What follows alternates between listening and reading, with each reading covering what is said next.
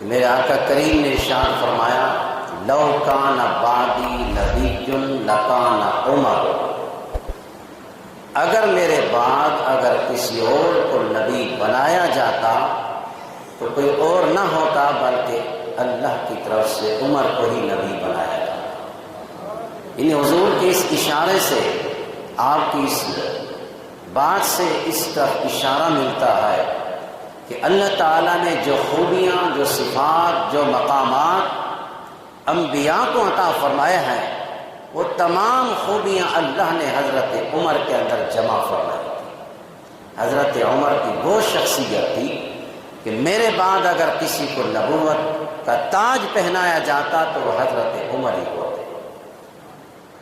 اور دوسری خوبی حضرت عمر کی یہ ہے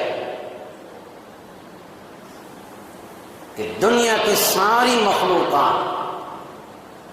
آقا کریم علیہ السلام کے اعلان نبوت کے بعد حضور کی بارگاہ میں خود حاضر ہوئے اور اسلام کو قبول کیا، لیکن فاروق اعظم کی ذات وہ ہے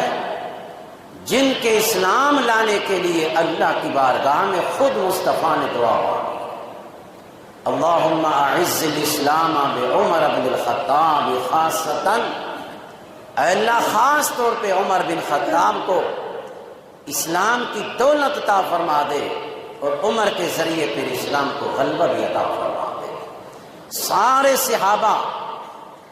مراد مصطفیٰ ہیں، مرید مصطفیٰ ہیں،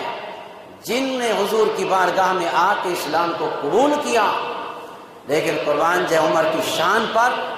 کہ عمر مراد مصطفیٰ ہے، جن کو حضور نے رب سے مانگ کے اپنے اسلام کے لیے دیا ہے۔ یہ شان حضرت عمر بن الخطاب رضی اللہ تعالی عنہ ہے، اور یہ واحد ذات ہے حضرت عمر کی جن کے اسلام قبول کرنے پر اللہ کے محبوب علیہ السلام نے خود نعرہ تکبیر بلند فرمایا،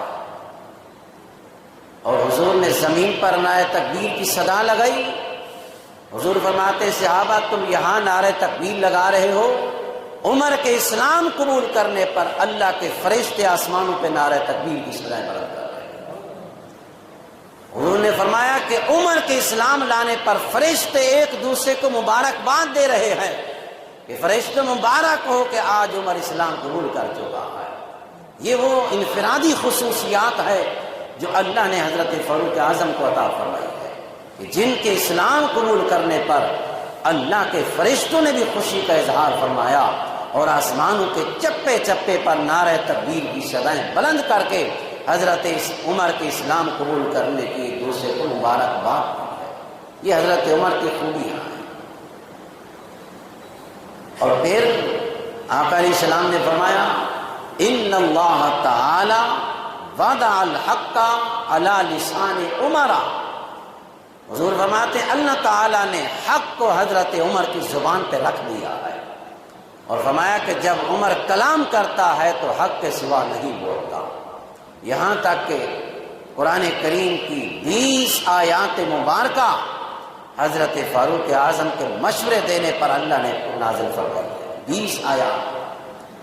حضرت شیخ عبدالحق محدث دہلوی رحمۃ اللہ علیہ فرماتے ہیں کہ صرف 20 کی تعداد متعین نہیں ہے، اس کے علاوہ اور بھی بہت سے قرآنی احکامات ہیں